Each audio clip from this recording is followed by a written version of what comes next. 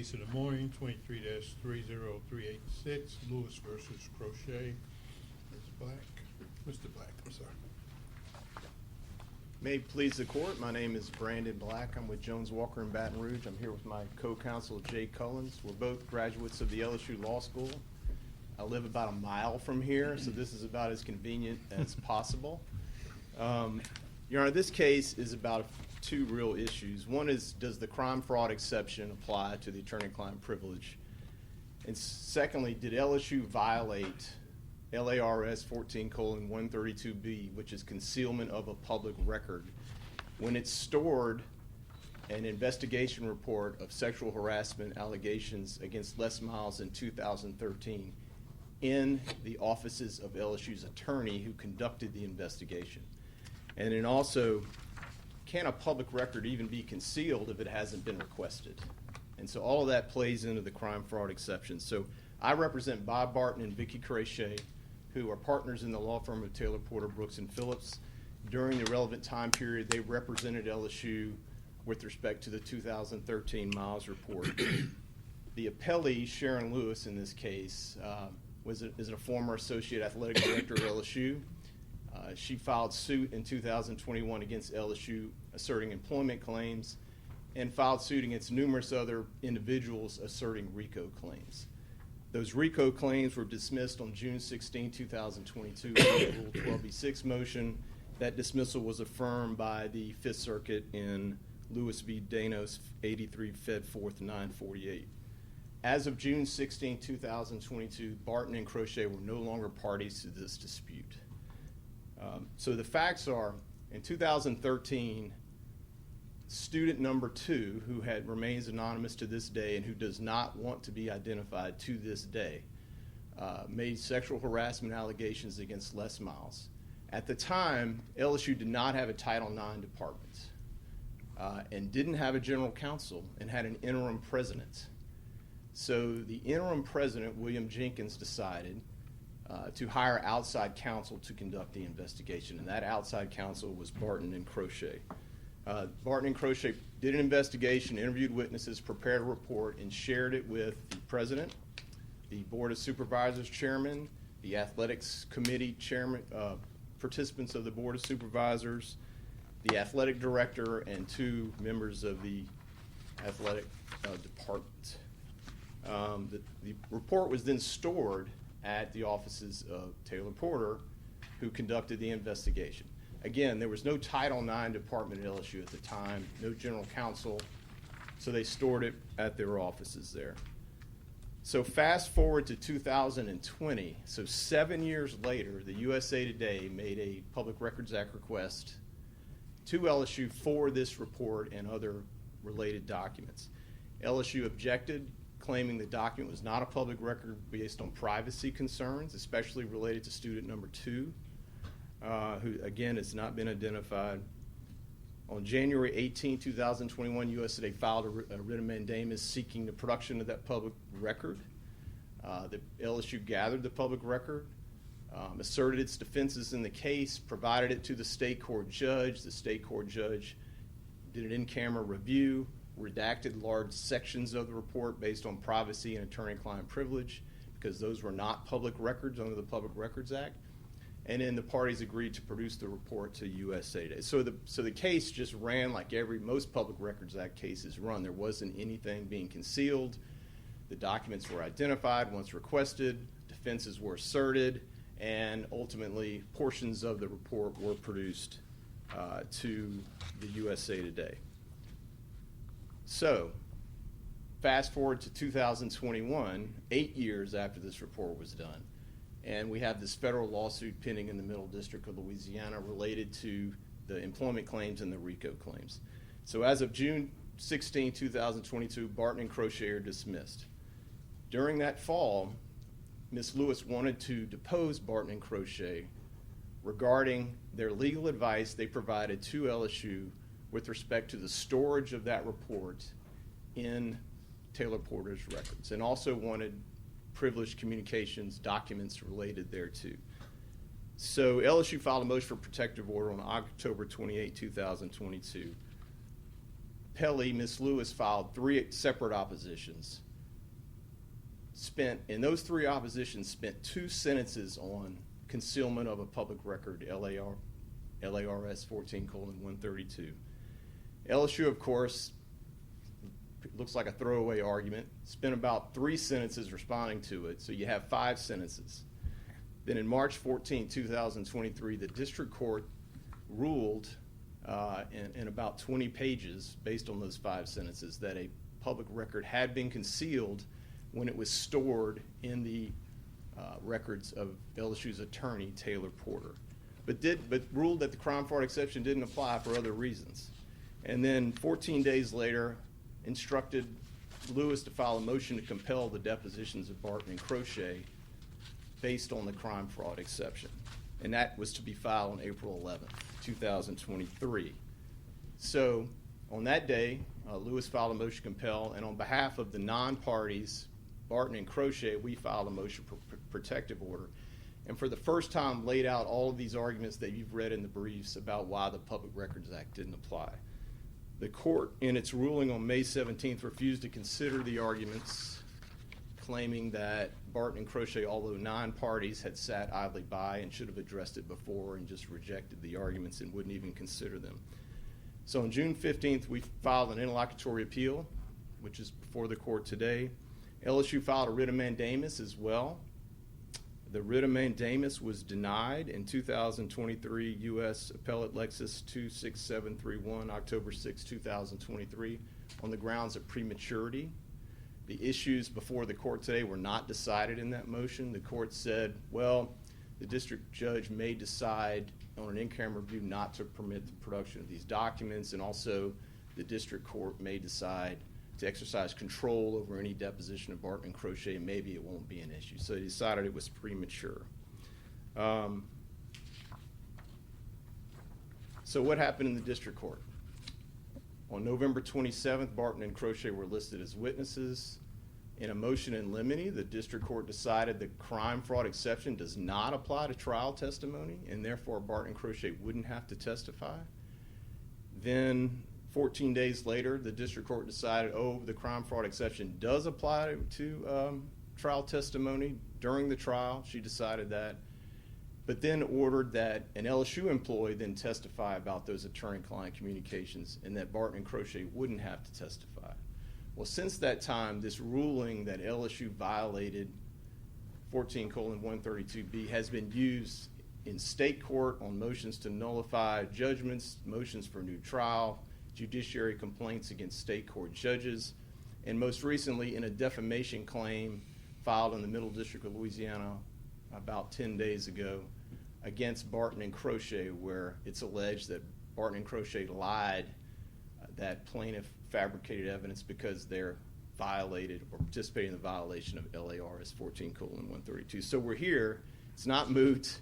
It's still very active and still very much in dispute, and we very much would like the court to decide the issue. So the crime fraud exception comes into play if the client consults an attorney for advice that will assist the client in carrying out a contemplated illegal or fraudulent scheme. So there are 3 factors. Number 1, the moving party must make up an independent prima facie case that a crime or fraud has been committed. That's where LA 14:132 comes into play. The moving party must then demonstrate that the client intended to further a crime during the client representation, and the moving party must then demonstrate that the privileged information bears a relationship to the alleged crime or fraud. So with respect to the first element, LARS 14:132B, second-degree injuring of a public record is the intentional removal, mutilation, destruction, etc., or concealment of any record, document, or other thing defined as a public record pursuant to RS 44:1 and be required to be preserved in any public office or by any person or public officer.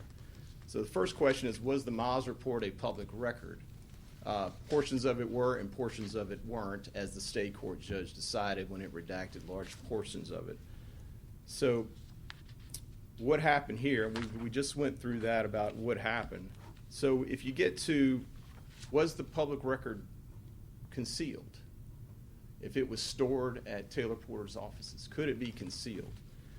Well, the statute says there's no obligation to produce a public record until it's requested. And that's LARS 44:32 and LARS 44:33. Can't be concealed unless it's requested. There's no duty to turn over all public records to newspapers when they're generated. When someone has a request for a public record, then it has to be produced. And then if it's concealed at that point, then you have a potential criminal violation. Well, here, when it was requested, it was identified, segregated, it was, defenses were presented, and then it was ultimately produced pursuant to the writ of mandamus filed in state court, subject to redaction by the state court judge. So the defenses of LSU were vindicated here. The record was never concealed upon request. It was identified, segregated, and ultimately produced. So you couldn't have a criminal concealment here because there never was concealment. Once requested, it was produced. What did the district court rely on to find that it was concealed? The district court didn't address that issue. It just ruled that because it was stored off-site in the lawyer's office, it was concealed.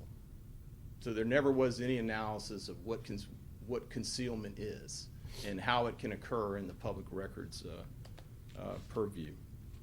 In addition, there are at least 3 Louisiana cases have decided that you can store public records off-site. You haven't lost, they have to maintain, the public body has to maintain custody or control of the public record. And it can control and have custody over public records that are in the hands of attorneys or third parties, an agency's engineer, an agency's architect. Anyone who does work for a state agency is going to have public records in its files, and that state agency does have custody and control over that because they can ask that it be provided to them, especially their attorneys in Taylor Porter's sake. So specifically in the Times-Picayune case, 645 Southern 2nd, 1174, it says, LARS 44:1A3 permits transfer of the physical custody of a public record to another. And that's what happened here. The district court did not consider that in its analysis. Was she provided that? So that was the problem, Your Honor, is that there were 2 sentences in the Lewis's briefing on this.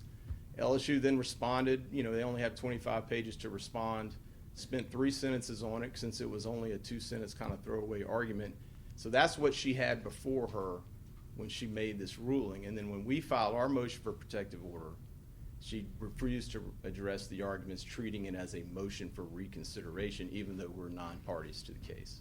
So that's what happened factually. In addition, the statute requires that the public record be something they're required to hold on to. And the statute says that public records can be destroyed after 3 years. So it wasn't a record that was required to be held on to. Under LARS 44:36. It could have been destroyed in 2016. And so, again, it wasn't a record that was required to be held by the public body. Lewis will refer to Title IX, which has a 7-year record-keeping requirement. And if this was a Title IX investigation, they would say it had to be held for 7 years. But that regulation was not effective until August 14, 2020. 7 years after this investigation took place. That's 34 CFR 106.45B10. So that doesn't apply here.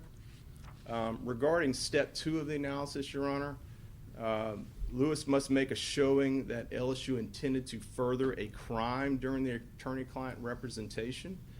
The district court relied on testimony as represented by Lewis in her brief by Joe Oliva. And the testimony was represented from Joe Oliva, the athletic director, was represented to be that the records were stored in Taylor Porter's offices to stop the Taylor Porter investigation from becoming public information. But that's not what Joe Oliva testified. What he actually testified in the record at 8482 is that, totally my opinion, I think it was to protect the name of the young lady and to stop it from becoming public information. So the reason that Joe Oliva believed it was stored at Taylor Porter was to stop the identity of student number 2 from becoming public knowledge. And so it wasn't related to any showing that LSU intended to further a crime, and that was an error in the district court's ruling. Regarding step 3 of the crime fraud exception, Lewis made no attempt to show that privileged information bears a relationship to the alleged crime or fraud in her findings, and in fact there isn't any relationship. And so we assert that the district court abused its discretion in finding that the crime fraud exception to the attorney-client privilege applies here, and we'd ask the court to reverse that ruling. So is the crime that was alleged is concealment of the public record? Yes, Your Honor. And that was that, I think I know the answer, but that was never briefed fully and all of that? It was briefed by Barton and Crochet in a motion for protective order. That was filed after the court's ruling on it because we were not parties to the case. But the argument was never considered by the court. In its footnote 1 or 2 of its May 17, 2023 ruling, the court said she believed that should be, our motion for protective order should be treated as a motion for reconsideration, even though we weren't parties to the case or the other briefing, and it just refused to consider the argument. Okay. All right. Thank you, Your Honor. Thank you, sir. All right, Mr. English. Good morning, Your Honors. My name is Larry English, and I represent the appellee Sharon Lewis. We first want to address the issue of standing. These defendants have no standing to bring this claim today. They rely upon La Union as the basis for bringing their standing. But La Union is distinguishable from this case as that case was about legislative privilege, and it was the Texas legislature who filed the appeal saying this issue deals with legislative privilege, therefore we have standing. Crochet and Barton are lawyers. They don't hold the privilege. LSU holds the privilege, and therefore they have no right in this to bring this action. The Fifth Circuit looks for 3 issues. They looked as to whether or not the non-parties seeking the appeal participated in the case. They had no participation in this case. This was a Title IX, Title VII retaliation case. They were not defendants in this case. They were never parties in this case. They never participated in this case. The only participation in this case they did was they did file, once the court made its rulings, they did file several motions, but other than that, they had no participation in this case. Equities. They have no equities in this case. The Board of Supervisors holds the privilege. The Board of Supervisors, when the court made its ruling, it came to this court asking for relief. This court, with all due respect, they briefed this issue in great detail before this court. This court remanded it back saying, we trust that the district court will protect the attorney-client privilege, and they chose not to deal with it. They have no personal stake in this case. They don't own the documents. They don't own the privilege. It is the Board of Supervisors that has the privilege, that has a stake in this case. At every step of this litigation, the Board of Supervisors has sought to protect their privilege. They have filed multiple, with all due respect to my counsel here, the record is replete with this issue being briefed over and over again by the board. Again, it's been briefed at the district court level. It's been briefed at the appellate court level. These defendants do not have any standing, and they should not be allowed to be here. There is no issue. Counsel, when Sure. you say standing, they have no standing, what does the district court order do with respect to them? What is it? All the district court order does to them is that they are to testify. Well, so they have some standing, right? Well- Because they've been ordered to do something. Well, no. With all due respect, Your Honor, they are to testify about a privilege, about privileged communications of which they don't own the privilege. They are just lawyers in this case. They're not. The LSU Board of Supervisors owns the privilege in this case. So other than them coming and being able to testify as to whether or not certain information was privileged about certain communications, they were merely just witnesses. Also, we asked the court to look at the record Plaintiff was seeking their testimony about non-privileged communications between them and Les Miles. Those emails are in the record. Those information is not privileged communications, and the court ordered that we could question the plaintiff Correct about me that. if I'm wrong, but the district court made findings as to the crime fraud exception, right? Yes. Okay. It made question to the fine court exception as to a very narrow concealment of the documents, and we would deal with Well, that. I mean, they disagree with that, so, they have standing in that sense. I thought you were arguing appellate jurisdiction. Your Honor, they are a non-party, True. and they have filed a non-party interlocutory Right. appeal. And Again, I'm not going to go back through it because I only have a limited amount of time. The court lays out what the 3 requirements are for you as a non-party to file an interlocutory appeal on an issue like I thought this. you were saying that their appeal doesn't fall within Mohawk, so there's no interlocutory jurisdiction, right? Your Honor, as far as these witnesses are, this court, and the plaintiff, the appellate contends this court does not have jurisdiction over this appeal. They were not parties in this case. They did not participate in this case. The equities does not apply to them, and they have absolutely no stake, and they have no personal stake in what the district court ruled as to the attorney-client privilege. That privilege belonged to the board. A trial has been held in this case. It will certainly reach this court on appeal. The Board of Supervisors will have every right at this point to address this issue. Right, but they won't because they're not parties. But Your Honor, what if and I ask this court respectfully, if the court, which the court granted that they did, that they had to come testify, they had no personal stake in that. The documents didn't belong to them. The privilege did not belong to them.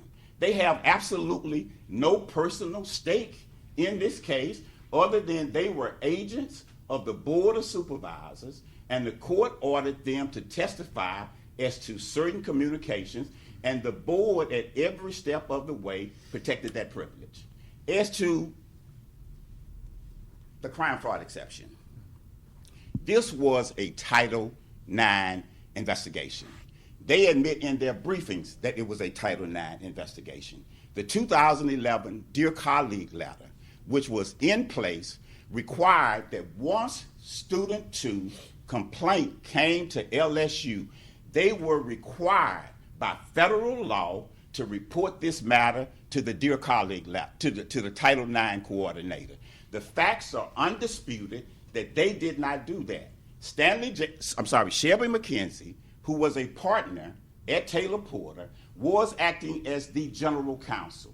When this information came to him, he was aware that the Dear Colleague letter and DOE regulations required that this matter be sent to the Title IX coordinator. Instead, he brought in his 2 partners, Crochet and Barton. The Hush Blackwell report has found that that was a conflict. The Dear Colleague letter is clear that Title IX investigations must be impartial. An investigation of the general by the partner of the general counsel, and by the way, the record is complete. Taylor Porter had advised LSU on Title IX issues before. They had advised LSU on Title IX policies. They clearly, under federal law, could not be involved in the case. Now, these individuals say that the judge did not have any legal basis on her crime fraud reason. That is false. The student complaint memo, which is in the record, here is what Stanley Jacobs, who testified at trial, the court allowed his testimony to come to be supplemented.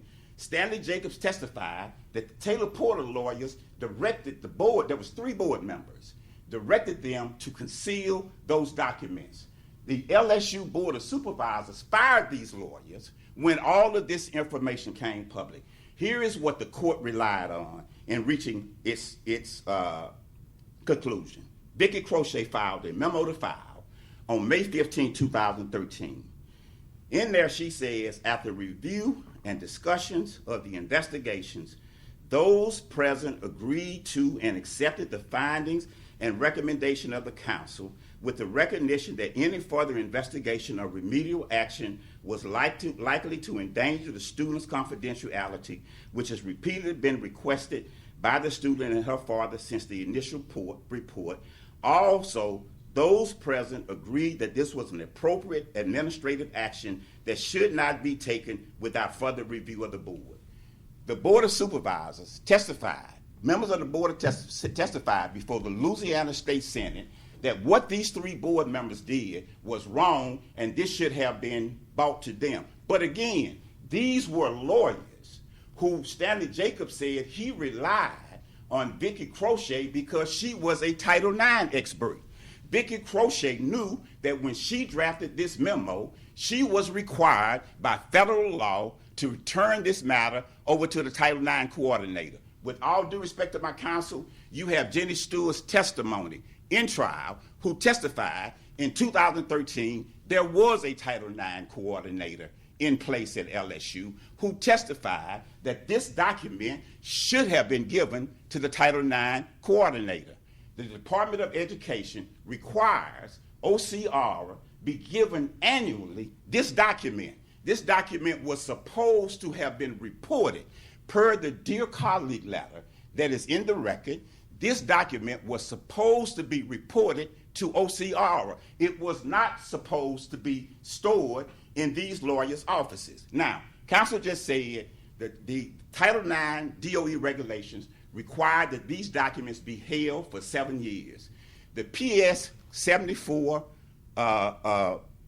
policy, of which Vicki Crochet and Bob Barton helped drafted, was drafted and accepted by the university in 2014.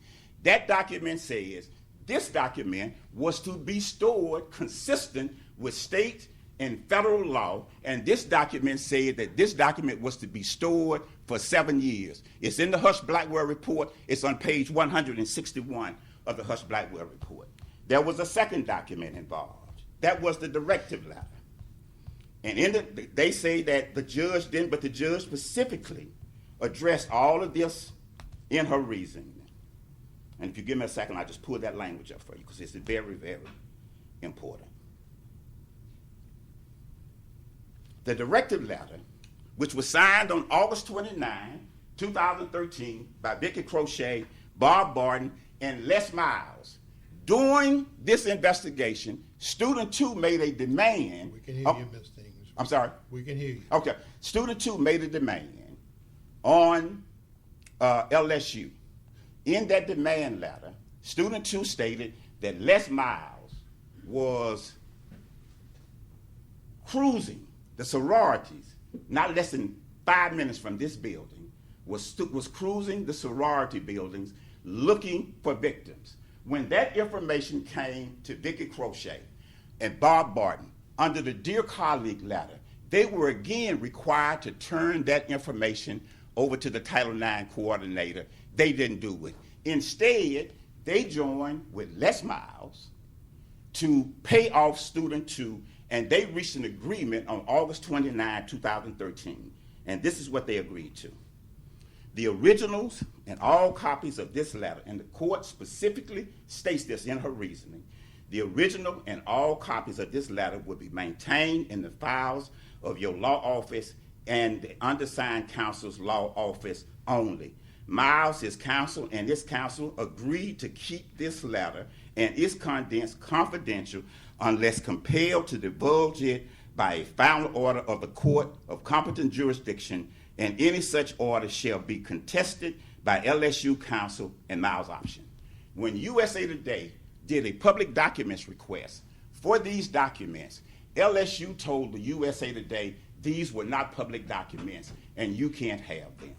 Based off of what LSU, and the court specifically talks about this in her order and reasoning, based off of that, USA Today then filed a mandamus action. And within that, after that mandamus action was filed, as they had agreed to in this letter, Taylor Porter notified Les Miles that a public records request had been filed, and then Taylor Porter and LSU went to court to fight the release of the document. Les Miles filed a petition to intervene into the case to fight the release of the document, and subsequently they agreed to release the document. This is not a complicated case. There's no issue that this is a public document. There's no issue whatsoever this is a public document. Taylor Porter is not the custodian of records for LSU.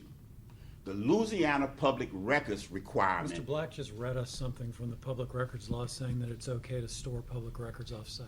That case was dealing with where if it's stored with an agency. In other words. So what's the difference? It's a law firm. What's the difference? A law firm is not a custodian of record, nor should a law firm, in this particular case, under these particular set of facts, Your Honor, these documents were required to be placed with the Title IX coordinator. Crochet and Barton are not the Title IX coordinator. Who was the Title IX coordinator? At that time, it was John Marshband, according to Jenny Stewart. He was the Title IX coordinator, and those records documents should have went to him. Second of all, as you're looking for intent when you're talking about whether or not this is a prima facie crime, those documents were required to be reported to OCR. They were not reported to OCR. Those documents also were required to the custodian of record. Now, LSU fired Taylor Porter, saying that they didn't know anything about this, that they did not agree for Taylor Porter to store these documents. So as to, you can't have it both ways, Your Honor. You can't be the lawyer who directs, according to Stanley Jacobs, one of the individuals who was in the room. You can't be the lawyer who directs these individuals to conceal these documents in their law offices, and when the full board of supervisors who controlled these documents, who had the privilege over these documents, when they received that information, they fired these lawyers. When this information became public, the LSU Board of Supervisors, and it's in the record, members of the Board of Supervisors testified under oath in front of the Louisiana State Senate. They disavowed everything that these lawyers did. Mary Leach Warner, who is a current board member, Robert Damp, who is the former chairman, testified at the Louisiana State Senate that the board was not required to follow these lawyers' illegal order to them. So when you look at this case as a whole, to answer your question, Your Honor, this is not a case where a lawyer, some documents were drafted, and a lawyer kept these documents in their offices. Certainly, lawyers keep documents of clients all the time. These were a Title IX investigation covered by DOE regulations. And in fact, Your Honor, Your Honors, if you grant the relief that they are asking for, what you are saying is that DOE has absolutely no control over this process. What you will be saying is that lawyers on their own, without the support of the full board, has the right to conceal a Title IX investigation in their law offices. These lawyers have the right to ignore DOE regulations and not report this investigation to the Department of Education. This is not a simple case, Your Honor. I understand the question that the court is asking. This is not a simple case where lawyers were working for a client and they kept documents in their offices. This was a Title IX investigation. The Supreme Court recently ruled that the agreements between the departments in a case like this under Title IX that's a contractual agreement. That the board contracted with the Department of Education in order to receive federal funding, and they agreed to undertake and do certain things when they did it. Part of what they agreed to, the board agreed to, was they agreed not to conceal the investigations in their offices. They agreed to hold an impartial investigation. They agreed to report, once an investigation is made, they agreed to report it to the Department of Education.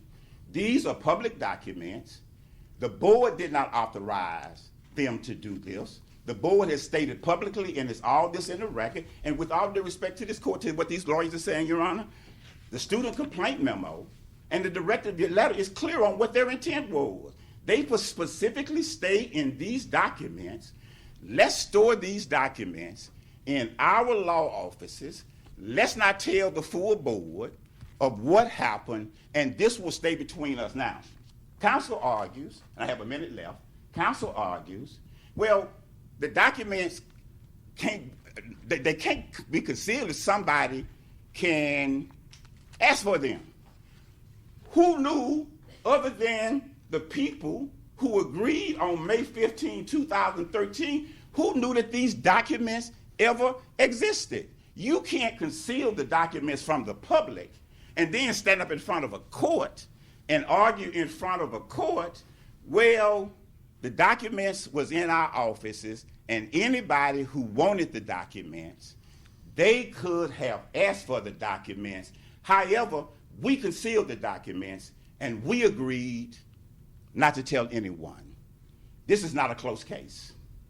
If the court grants them the relief in which you are asking for, what you will be doing is condoning that lawyers can help a client facilitate a crime, and then store that information in their law offices. Thank you so much for your time. Thank you, Mr. English. Back to you, Mr. Black. Thank you. Okay, a lot to unpack there. There's no duty to disclose a public record unless it's requested. That is Louisiana law. That's black letter law. Where it's stored doesn't matter. It matters about requests. And Well, there's no he duty. says if it's concealed, you can't request something you don't know exists. I guess that's all. And that's every public record, Your Honor, because there's no duty to turn over public records when they're created to the public. They're created constantly and in huge volume. There's no duty to turn everything over until they're requested. And how they get discovered is a unique fact-by-fact pattern situation. But there's just no duty to turn everything over until requested. That otherwise, the billions of terabytes of information that are produced by public agencies would just be turned over to the state, to newspaper bodies, and that's not what's required. That's not state law. There's no Department of Education requirement to turn this investigation over to the Department of Education. Title IX doesn't work that way. Title IX provides parameters, its requirements for investigation, has document retention policies, but there's no obligation to turn any documents over to the Department of Education. There's no criminal violation for not having a Title IX coordinator store a public document. That's not a requirement. The court clearly has jurisdiction. As the court held in the Union case and in the Whole Women's Health case, Mohawk does not speak to the predicament of third parties whose claims to reasonable protection from the courts have often been met with respect, and we are third parties and we meet that requirement. To say we had no participation in cases, to ignore that we were defendants in the case, that they sought to depose Barton and Crochet, and that Barton and Crochet have a right to file motions for protective order under the Federal Rules of Procedure, which was done and which was denied, and which is why we are here today. LSU has not waived the privilege, and as counsel for LSU, Barton and Crochet are bound to honor that and to protect that privilege, and that is also what we are doing today. What's the import, if any, of counsel's argument about sort of massive disavowals of the Board of Supervisors? Yeah, so the report was, LSU hired Barton and Crochet to do this analysis. The report was disclosed to the president, the athletic director, the chairman of the Board of Supervisors, two other Board of Supervisors members on the athletic committee, and two persons in the athletic department. And so what happens after that is not the lawyer's concern, and who it gets shared with by the board president and the president of the university is up to them. That's not Barton and Crochet's responsibility. Your Honor, thank you for your attention. Appreciate it. All right. Thank you. Case will be submitted.